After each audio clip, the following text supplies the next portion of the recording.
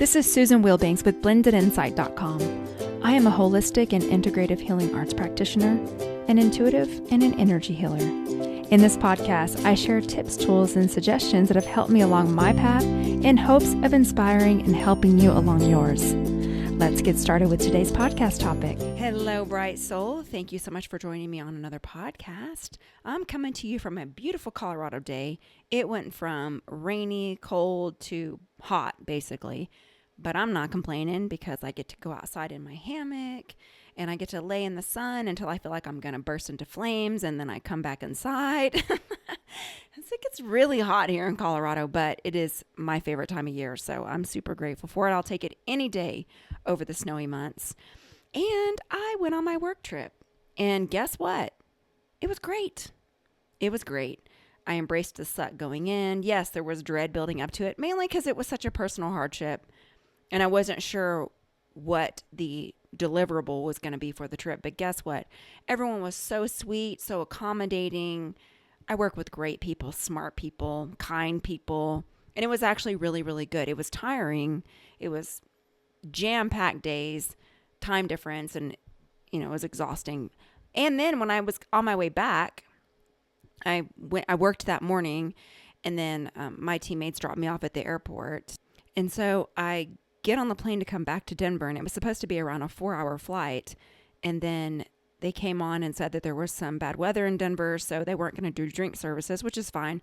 I always get a bottle of water, and I bring protein bars and snacks for the plane, so I was okay. But it was already around a 4-hour flight, and so then they landed us in Colorado Springs and then just had us sit on the plane for 4 hours. And when I mean to tell you, it was a sauna on that plane. It was so hot. And I had never had to be grounded on the plane for that long. I've been on very long plane rides because I've been overseas, and it isn't even about that. It was just weird because the weather really wasn't that bad. And then I hear all this rumbling about they're having an air traffic controller shortage. Neither here nor there. We sat there for 4 hours on this really hot plane, and people were crabby, and they didn't even have really snacks for us or anything. And again, thank God I bring my own protein bars and things like that. So I was fine, just a little hot. And then the person next to me, it made me laugh inside because this just happens to us. The person next to me, he was really sweet, but he just kept asking me what was going on like I worked there. And I'm like, I heard the same announcement you did. And so of course, I'm kind, and I'm like, well, no, they just said that they can't let us off the plane because they don't have the staff to let us off the plane. And they're telling us that there's bad weather in Denver, so they're waiting on clearance. And then he would just ask me the same question again. Well, why aren't we getting off the plane? And I'm like, hello? Hello? And what was so funny is I had on Beats headphones because I was watching a terrible Netflix series. I won't even tell you about it because it was just awful acting. It was more humorous than anything else. And then he starts asking the person on the other side, and she's telling him the same thing I told him. And then he would just turn around and ask. I don't know if he was just wanting to make conversation. I don't know. But it was funny. It was funny to me because this kind of stuff happens to us, right? And, of course, I'm kind. And God bless him. I don't know what the deal was because he was also asking me to fix his screen because this airline had little screens on the seat in front of you that you could take their little cheap headphones and watch movies. And I don't know how to work it, and I wasn't using it, so I have no idea, and I don't normally fly this airline. So he was asking me how to turn it off, and I said, yeah, I don't know. I didn't touch mine. And then he would just ask me again, start tapping the screen and going, how do I turn it off? I'm like, I don't know. I mean, if I knew, I would be more than happy to help you. I don't know. I don't work here. And that part was really tickling me on the inside because there you go. We just get this kind of stuff for who we are on the planet. And you know what? It ended up fine. They ended up getting us to Denver finally. And then once we got there, it was another 2 hours to get our bags. So it was a long day. And thank God that we got home safely and that everything worked out as it always does. And because it was a travel day at work, I get time back for that. And so it was all perfect. Then I spent the weekend getting readjusted, time zone, recovering, and the embracing the suck worked because it all worked out. So there's the work update. And let's go into the topic for today. And that is the difference between family and relatives. And this is coming up a lot for people trying to work things out with family members who are really just relatives. And a relative is someone who is connected by blood or by marriage. It's just someone that is connected to you. And a family is a group that you're closely related to by blood. We also have a chosen family. So this could be your soul family, your friends that become family. And Dr. Wayne Dyer used to say that God gives you friends to apologize for your family. That was really funny. But what I wanted to say to you is, we don't know why we choose to incarnate into the family that we come into. We decide that before we come into the body. And so there's always something that's put there for us to grow, to work through, to learn, to evolve. And everyone has trauma. I have not met a single soul on the planet that just comes into this planet with no trauma. They have a perfect family. They're happy. It's exactly what they need. They have no trials and they just exist and they're so happy. I have not met a single soul on the entire planet. And so what often happens is us, because we're the odd ones, we're the black sheeps, I will hear people get really hurt and upset about looking at what they think is a perfect family or a supportive family that they can see externally, when in reality, we don't know what's going on behind the scenes in anyone's life. And I can tell you, doing the work that I've been doing, I talk to people from all walks of life, from all income, all statuses, and I'm telling you, there's not a single soul that doesn't have something that they're working through. Now, I will tell you, a lot of us came here to break cycles in our family. I'm going to do a podcast about that. And so because of that, we are the ones that step outside of the family norm. We are the ones that don't quite fit in. And it's designed that way because we're breaking ancestral patterns. We're forging a new way. Someone has to do it. The person that is the cycle breaker is the one that gets the stones thrown at it, because no one can see that. No one else can see it because they're just repeating what was shown to them. So when you do something that hasn't been shown before, there comes resistance. And I talked a long time ago about the work of Dr. Mario Martinez, and he talks about tribal shaming. So when you step outside the norm, which some family members are not family, they're relatives, and I've got a lot of relatives. And they're people that I don't necessarily mesh with. We're not the same. I don't mesh. I don't feel good around them. I don't want to be around them. And then I have family that I just feel so at ease with. I want to see them. I look forward to seeing them. And I realize some people have no family members that they feel like they mesh with. And even in that situation, it's all perfect. It is exactly the way it's supposed to be. And it really is the perspective that you hold. So in the tribal shaming, it's more or less just having the mindset that is how they get you to fall back in line with the group. So this is the way that they'll try to guilt you. They'll try to throw stones at you. They'll try to make fun of you. They'll try to gang up on you. They'll talk about you, and I deal with this like manipulation, where they try to manipulate, and it's their own stuff and I'm too smart for it. So it doesn't faze me, because it's their own unhealed parts of themselves, and they don't understand me, and they don't understand my walk of life. They don't understand my path. They don't know how I grew up because they didn't grow up with me. And so they're only sharing from their point of perspective that is not mine. And that's their path and that's their truth, and they can have it, but it doesn't take away from mine and it doesn't change my position. And so if you're interested in the tribal shaming thing, I did do a podcast on it. You can do a search on my channel and you can look for it, or you can just go directly to the work of Dr. Mario Martinez, and his book is The Mind-Body Code. It's very fascinating. He talks about how centenarians broke out of the mold. They were people that didn't follow the path, and they were the people that forged a new way ahead. They have rituals in place, and they broke the mold. And so I wanted to share that with you, because chances are, if you're listening to this, you're one of those people. And I understand it can be disappointing. I know when my father died, I was connecting with a family member who I genuinely wanted to connect with, and I genuinely wanted to have a relationship. And then it dawned on me that person was just trying to get money. And it was so disappointing. It was so disappointing, because I would never, ever do that. I would never do that. But I'm not wired that way. I'm not a person that feels like a sense of entitlement. I'm not the type of person that tries to get from people. I'm a giver. And so when I had that realization, it was painful, but I was grateful for the realization. And then I just decided that I'm going to be very in tune with the way that I feel. So there are certain relatives that when I interact with them, I feel slimed. when I visit, I don't feel good. The things that they lead with, their stuff, they take little jabs at my stuff, my situation. And they do it in a passive aggressive way because they don't know how to have a mature conversation. They're very disconnected from their own emotions. And because I know that, what I do is reflect and say, I grew up around that. And look how far I've come. I am nowhere near that. I'm not like that. I've done so much healing work. I don't want to be around these people unless I have to be. I don't enjoy it. I don't feel good. And it just, we're not a match. And that is okay. That is okay. There's nothing wrong with that.